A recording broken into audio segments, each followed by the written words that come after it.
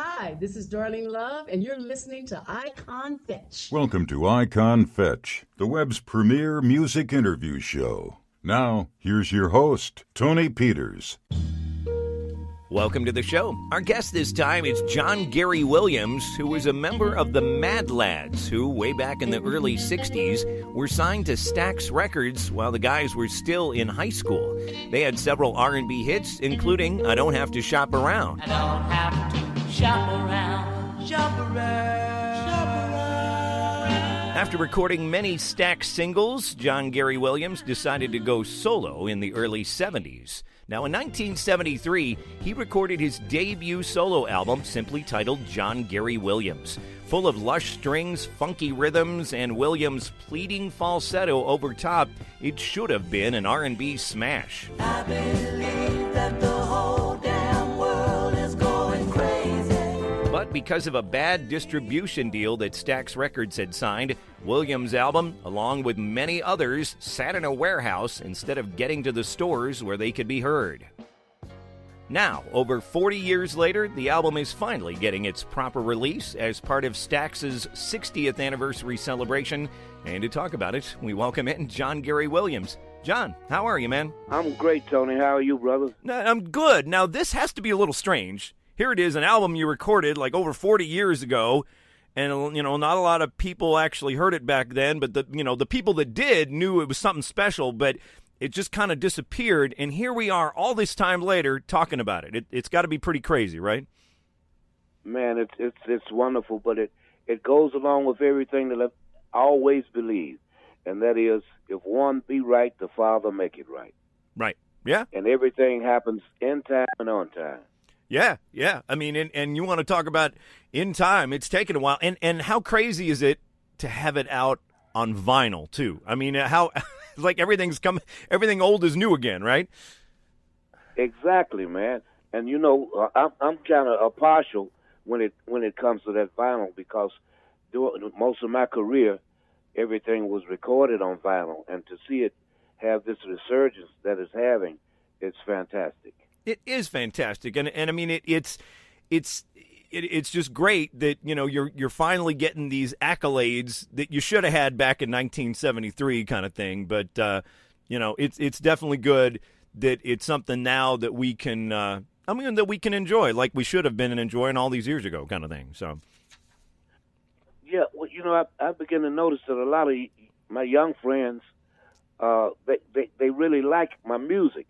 And they always tell me about how they prefer music when we were recording as the Mad Lads, how they prefer that music to the music of today. Right.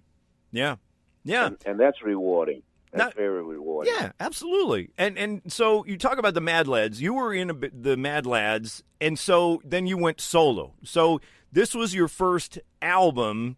I mean, did you feel like going into the studio that you had something to prove? Because now you had been a part of the Mad Labs for quite a while. That, you know, here you are, your very first solo album. You going in, you got a little bit of something to prove going on, right? Yeah, well, I wanted to be a bit more versatile. I wanted to show my fans, our fans, that I could be more versatile than I had been in the group. Right. So, I mean, if we talk about the opening cut, which is called I See Hope. I see hope, and it's coming down the highway. I mean, that's a great track. And what's amazing about it is there's a tension in the strings, and yet it's a hopeful lyric, you know what I mean? So it's almost like kind of got, you know, you're wondering what's going on in the song because there's that like kind of tension in it.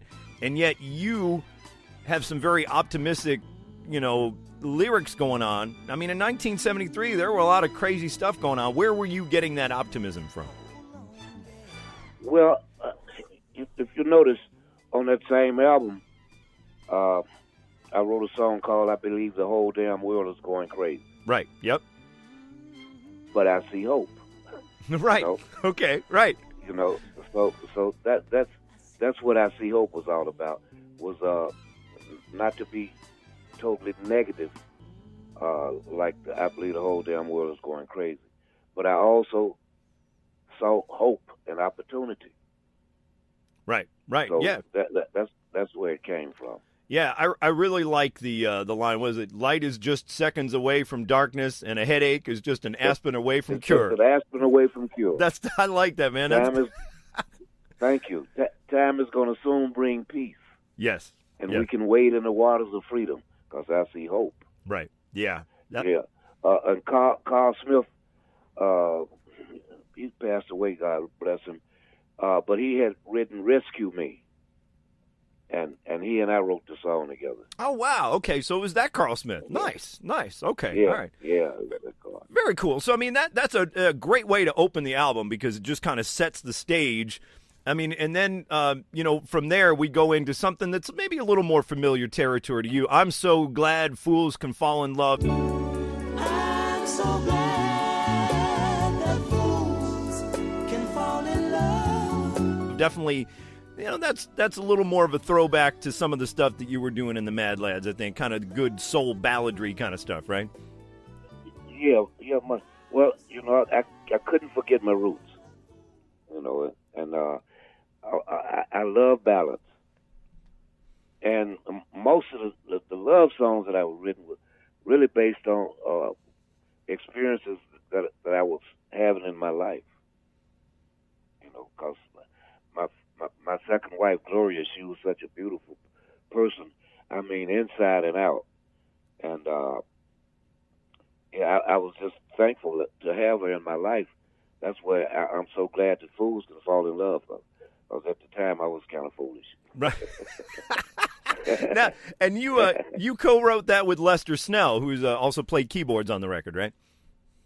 Exactly. We went to high school together as well. Oh, nice. Okay. All right. Great. Yeah. Nice. So, if we go from there, I tell you, it's got, you do a couple of cover songs on the record, but none of them is more shocking than the song Honey. See the tree, how big it's grown, but friend, it hasn't been too long. It wasn't big. Which was made a hit by Bobby Goldsboro. I mean, where did the idea for that one come about? Well, I lost my mom, and her nickname was Honey. Oh, okay. All right. And in this song, the writer, man, it was just, I think it was beautifully written, and it told my story. Now my life's an empty stage where Honey lived and Honey played and love grew up. A small cloud passes overhead and cries down in the flower bed that Honey loved. The lyrics just struck me, and I mean it was irresistible. The song was to me. Like the way that Honey passed in the song. To say, one day while I wasn't at home, and she was there and all alone, the angels came. Now all I have left is memories of Honey, and I wake up nights and I call her name. And that was happening to me. Wow. So I had to do it. Jim didn't want me to do it, but Al Jackson Jr., who was the producer, one of the producers on that album, on that song particularly, he stood behind me. He said, "Let him do it, Jim. Let him do it." And I wanted to do it, so Jim agreed, and wow, that was Honey. Yeah, you're talking about Jim Stewart from Stax Records, then, yeah, right? Yeah, so yes, but yeah. So I mean, it does. I tell you, I have to tell you, I think you outdo the Bobby Goldsboro version because perhaps you were living those lyrics in a way that maybe he wasn't. Exactly. And the song was so well written. And I love Bobby's version of it, but I also wanted to do what I felt. And so I did it that way, and I loved it. Yeah, it was great. It was a great track. So thank you. That's a great compliment. Thank you. Yeah. So the next track, "Loving You, It Ain't Easy." Loving you, it ain't easy, baby. kind of has sort of a Philly soul kind of sound, and yet, here you were in Memphis. Were you kind of plugged into what was going on in Philly, or did it just kind of happen as a happy accident that way? It was a happy accident, but I also was plugged in with Philly because, like, Philly was like our second home. Okay, all right. So you were definitely hip to what was going on in Philadelphia with all that too. Exactly. So. Yes. The Gamble and Huff guys and all that kind of stuff. So. Yeah.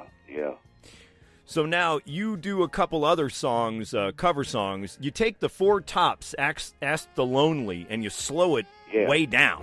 Just ask the lonely.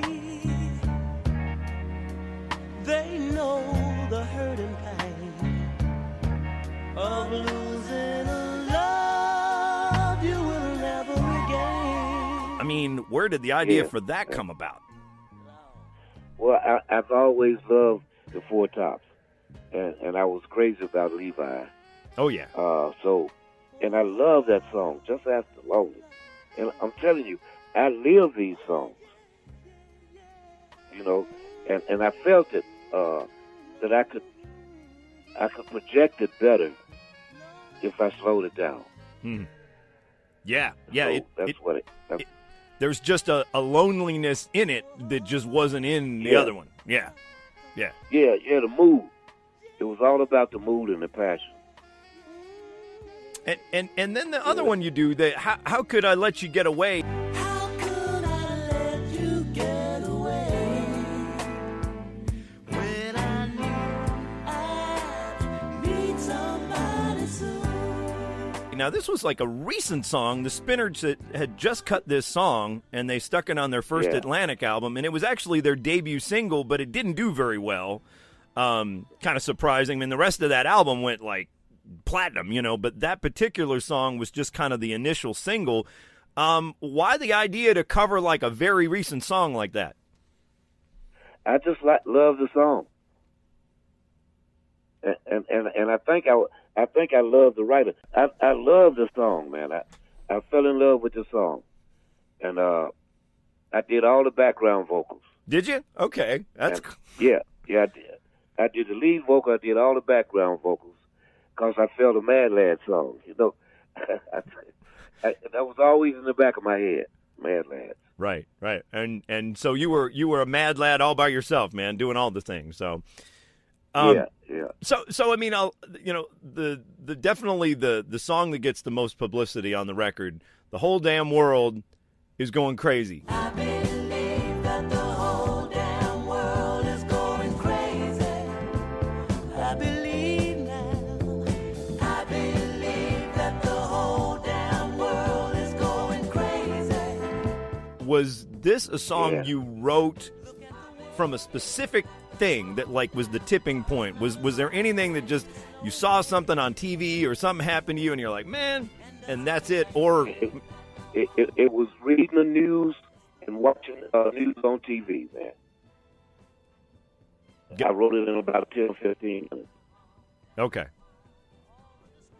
Yeah, and then it takes my breath away to see people live from day to day without respect for each other and without love for their brothers, without a second of candor or a minute to be reminded that we all have a common cause, and together we could conquer all. But I played the whole damn world going crazy. That's great. It was just that simple. That's great. It was just that simple. That's great stuff. Now, when you're putting that song together, was that the obvious single? I mean, like, in other words, you're sitting and listening to all 8 tracks and go, yeah, that's the one. That's got to be the one. Now, I would have went with Just Ask the Lonely. Okay. All right. That would have been my preference. I had no idea that the whole damn world going crazy was going to be a single or as big a record as it turned out to be. I mean, did you get any pushback from any of the radio stations that, I mean, the word damn, that, it was a different time. You know what I mean? It was a different time. Oh, I got pushed back from Stax. Did you? Okay. I had to fight for the word because they were saying, well, use the whole darn world. It's going crazy. Well, that and I'm saying, no, man, that's where I got the reputation of being difficult. But it just, the song wouldn't have been the same No. had I used anything else other than the whole damn world Right. is going crazy. Yeah. You know?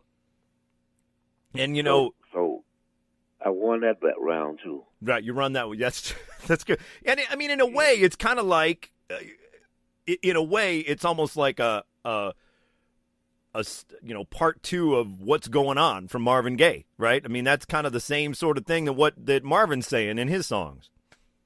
Yeah, but I never gave it a thought. Really? Okay. It was never gave it a thought. Hmm. It was just based on that particular day, what was on the news, and what I had been reading in the newspaper,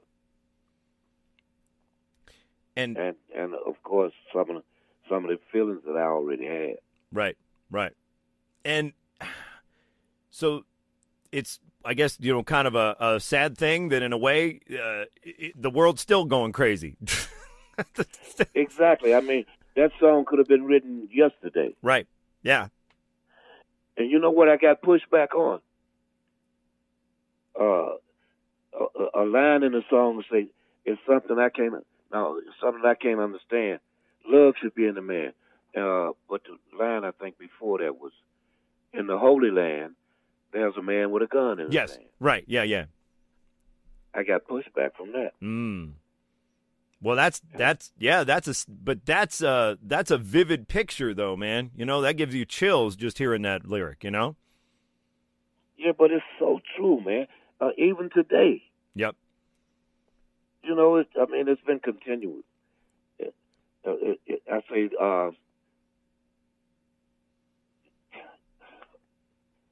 in the Holy Land, there's a man with a gun in his hand. It's something I can't understand. Love should be in demand. Make a liar out of me and save humanity. But until then, I believe the whole damn world's going crazy. Yeah. Yeah. I mean, you could have written that yesterday. And that's that's the sign of timeless music. That means, it's a timeless thing that's like, that's the beauty of it, It never gets old. Yeah. Now, That's now, true. Now, in a way, it's good. In a way, you wish it wasn't true that the whole damn world's going crazy Right. either, That's why I see hope. Right. Yep. Yeah, that's why we wrote I See Hope. And when you're putting the record together, that's kind of a bookend. You know what I mean? You got I See Hope at the end. Yeah. You got the whole damn world's going crazy at the end. And then if you hit repeat, hit the repeat button, it's I See Hope again, right? Right, exactly. Then the album cover. If you notice on the front, I think I had on a purple mohair suit. Yes. But on the back is what I wore to the studio, my jean suit. Right. With that was oxymoron, I guess. Right. Yeah. No, that's cool. Now, so this record gets done, you hand it to Stax, and then it gets pressed up. But then, were you aware of the stuff going on behind the scenes where Stax was having trouble getting the records out into the stores and that kind of stuff? Never. No, Okay. I wasn't aware. You weren't aware of that. Okay. It was a total shock to me. They brought us in one day, one of the lawyers for Stax, to say, "Hey, we might have a rough period. How much money you think you're gonna need to make it through this period?" So I'm thinking it's going to be a short period. That's made $6,000 or $7,000 hold me over, but I had no idea. I'd have said $2 million, $3 million. Right. Yeah. Had I known the storm that was ahead. Man. Now, for your particular record, there was talk that like it didn't get out to some of the markets, like there was maybe people in Detroit that didn't hear it, or people in Chicago that didn't hear it, or where like it didn't. That was one of the things that here you had this great album, but CBS was kind of dropping the ball on actually getting this out into the stores. Were you aware of that at all? Was anybody coming to you saying, "Hey, man, I can't you get your record," or anything like that? Yeah. People were saying, man, we heard something on radio about your album, but we can't get it.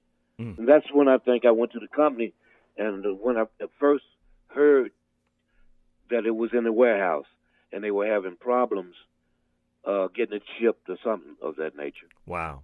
Huh. So it ended up being in the warehouse.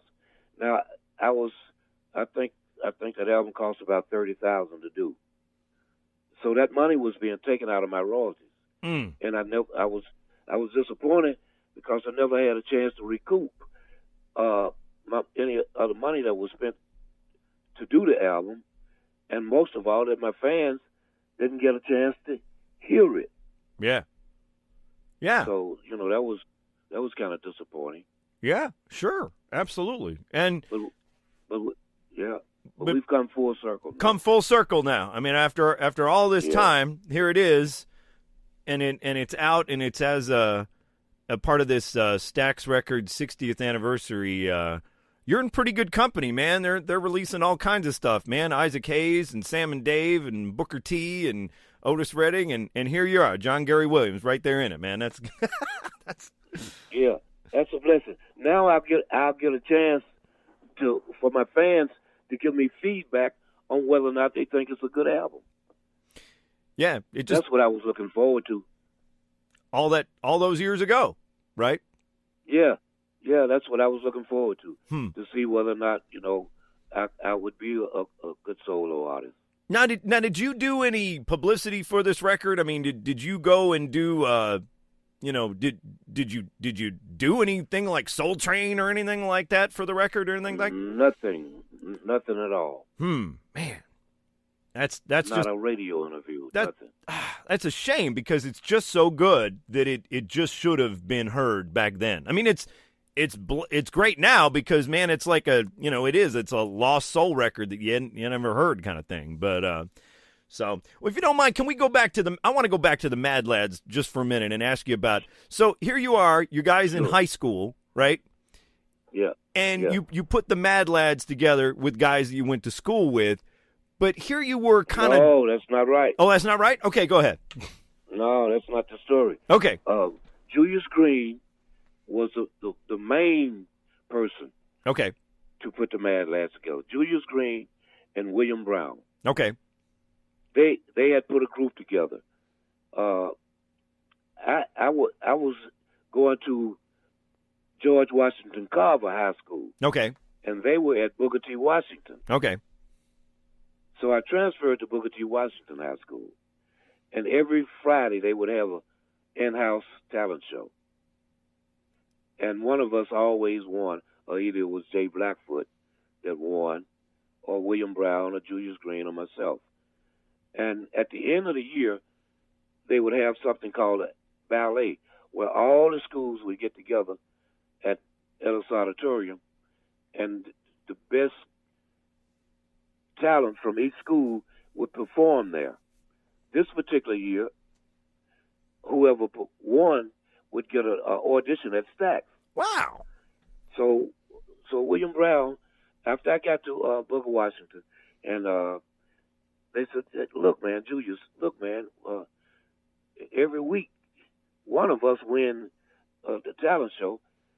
Why don't we all get together as a group to try to win this audition with Stax?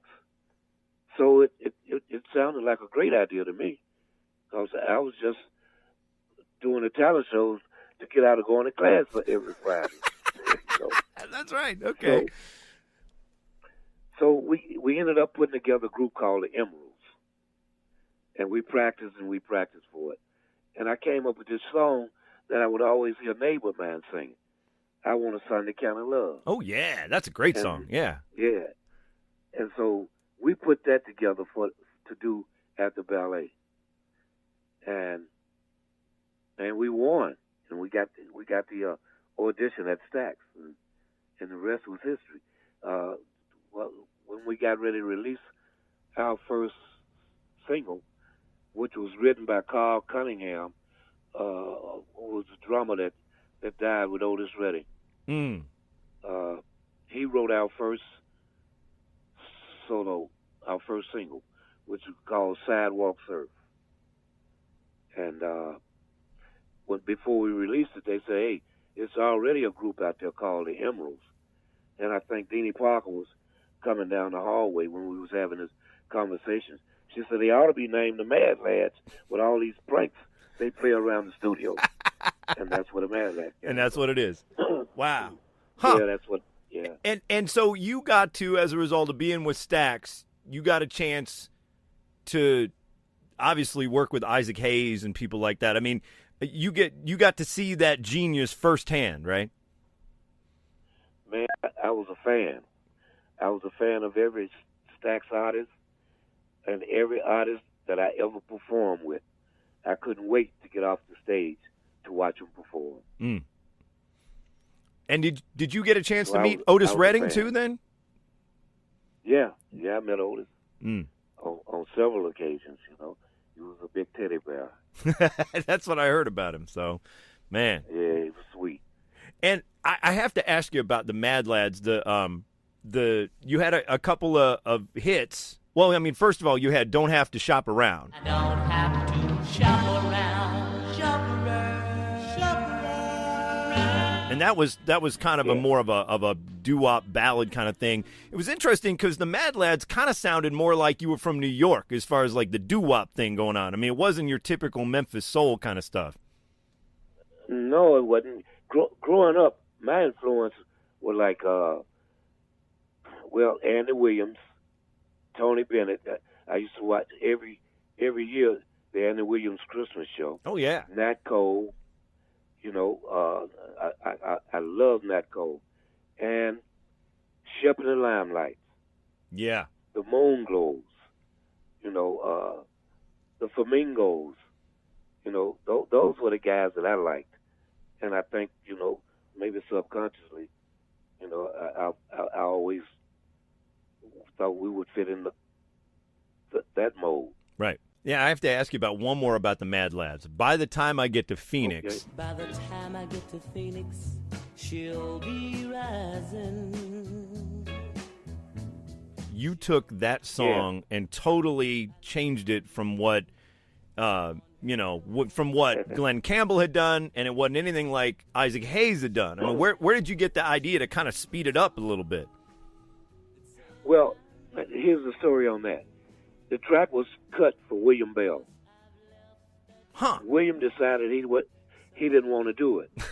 Okay. So Mavis Staples and I, we were in the studio, and we happened to pass by the control room, and I think Al Jackson said, "John, come here for a minute." And he said, "Look, we got this track here, and we cut the track. William don't want to do it, so listen to it and tell us what you want, what you think." I love the track, and then and the song, the lyrics, I love, and we recorded it right there in the control room. Wow. I read the lyrics off a sheet of paper. Mavis sit on the couch, and I sit in a chair, a stool, and they played it, and I sang it, and it was history. And William Brown and Julius Green did the background, came up with the background version, and man, the rest is history. I think it was our biggest seller. It's a great version of the song too, and it's just so different. That's what I love about it. When somebody takes something and they make it different, but it's, you know, it's equally good. It's just Still different good. too. Yeah. Yeah. Interesting. So, well, with this new record here, and you got it on vinyl. And it's obviously on the download and all that kind of stuff. Has it rekindled anything with you? I mean, are you writing any new music kind of thing, or, you know, doing any shows? Yeah, I'm glad you brought that up. I don't know whether you knew or not, but they're doing a documentary on my life. Really? Okay. Yeah, we've been working on it for 5 years along with John Hubble and Robert Gordon, and a few other people. And I wrote this song for the documentary. It's called "A Natural Kind of Thing." Wow. Okay. And it's out, but it's going to debut with the documentary, and we're in the editing process of the documentary. Nice. So you can go to the John Gary Williams story, and there's about a 10-minute trailer on the documentary. So, Fantastic. you know, if you, yeah. Yeah. But I think at 71 years old, I got this song, man, called Natural Kind of Thing, and everybody loves it. That's great. I mean, a documentary, a new song. I mean, it's amazing how everything kind of come full circle here. I mean, that's it's definitely a good story. So, well, John, man, it has been great talking to you. I appreciate you taking us a trip down this great record. The debut album from John Gary Williams is finally getting its proper release, and I wish you continued luck on it, and we can't wait to see the documentary. Well, thank you so much, and thank you for having me on your show. You've been listening to Icon Fetch with Tony Peters. Want more great interviews? Head on over to iconfetch.com. There you'll find every interview we've ever done, plus CD reviews, This Day in Music, and a random album of the day. You can also find us on Facebook and Twitter. Who's Tony going to interview next? It could be you. Send us what you've got to Tony Peters, Icon Fetch, P.O. Box 292134, Dayton, Ohio. Zip code 45429, or email Tony, host@iconfetch.com. Until next time, this is Joe Kelly. Have a great day. And don't take any wooden nickels.